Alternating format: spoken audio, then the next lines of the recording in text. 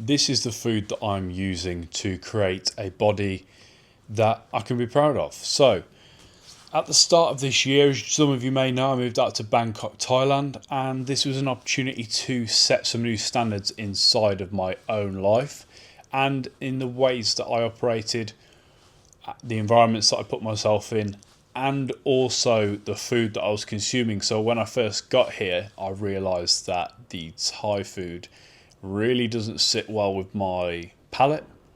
I'm much more intolerant to foreign foods than I thought. I thought I was pretty accepting, but there you go.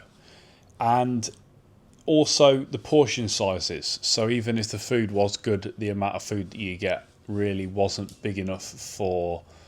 Now I don't want to come across as a gym bro, but I do go to the gym all the time, and I need that protein. So the portion sizes, the nutrients, and also the way that things are cooked over here weren't perfect, but that also brought around opportunity for me to develop a skill, and that was cooking for myself. Now, I think I had a bit of pre-training on this one. Both my parents, thank God, are also great cooks. My mum, I think, taught my dad a lot of about what he knows, but some of the dishes that he makes and they make are up there with, Michelin star stuff. Your parents' cooking is just top tier, but that also allowed me to pick up some tricks, the way to cook things, how long to leave things in, or all a multitude of different stuff that I would have picked up over the years from having culinary family members, should we say. So back to the story. I decided to start cooking for myself, and I was planning to do that anyway, but it just became pretty much every meal. Now, not to say that I haven't had a fair share of khao man gai. Now, if you've been to Thailand, you would know this. It's probably the cheat meal that I go to the most, and I'm trying to dial it back just because it doesn't really sit with where I want to be. But I'll just reference some photos of my food, and I'll pop them on the screen so you can see what kind of food that I'm eating. So we're talking 5 to 10 eggs at a time, scrambled or fried. We're also having lots of chicken, lots of rice. I've started putting fruit with my main meals. So having, like this one, sliced kiwi, oranges, eggs, chicken and rice. And it follows this pattern. Maybe once a week I'll have a steak, which is something I'll probably start having more. And yeah, and also I skipped the gun a little bit. My morning / pre-meal pre-meal before the gym, I'll have a yogurt bowl with frozen fruit, strawberries, raspberries, blueberries, banana, honey, raisins, and then just switch that up. It never gets boring. It's good protein before a gym session. It starts the day off well. There perhaps is a little bit much sugar in it, but I haven't been overdoing it on the sugar side. I don't have any processed sugar. It's all fruits or honey, and I'm happy with that at the moment. Odd times I'll have pastas, but mainly fruit, rice, chicken, eggs. They are the staples of the diet. Yogurt obviously as well.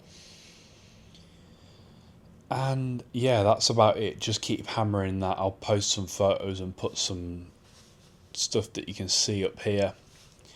Now, this also brings me on to, this is not nutrition advice, but I do about 15 grams of creatine per day, minimum of 10 eggs. I have supplements like omega-3, ashwagandha.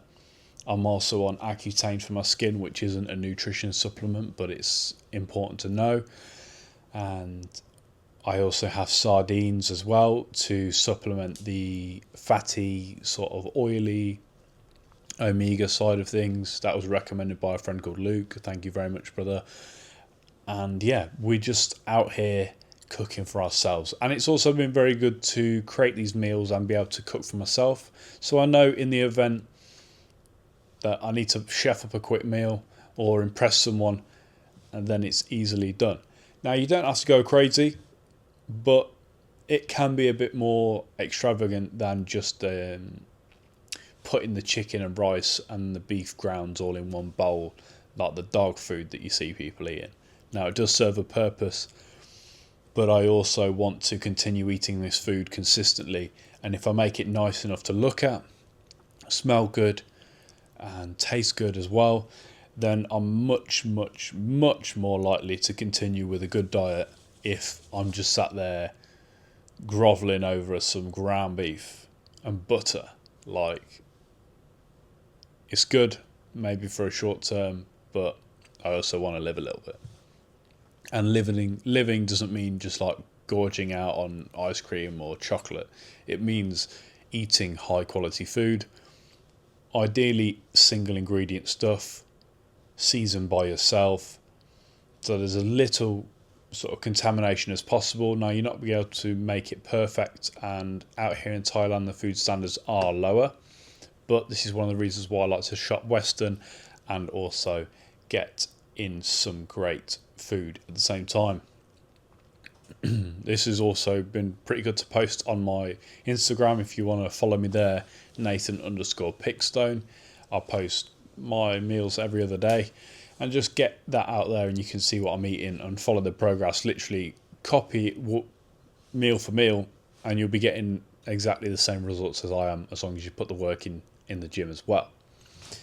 Now, this is transferable to everything. So you have a situation where you need to keep up a standard.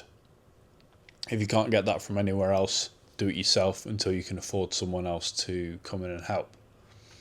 So, yeah, a roundabout way of saying I've been out in Thailand cooking for myself, eating very well, and here's some progress to see what that means for me.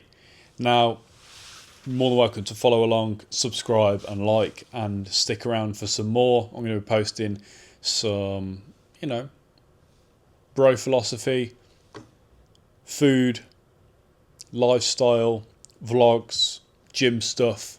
Stick around. It's almost like a bit of a clubhouse, but you're going to learn something as well. Take care. My name's been Nathan Pickstone, and I'll take you to the next one.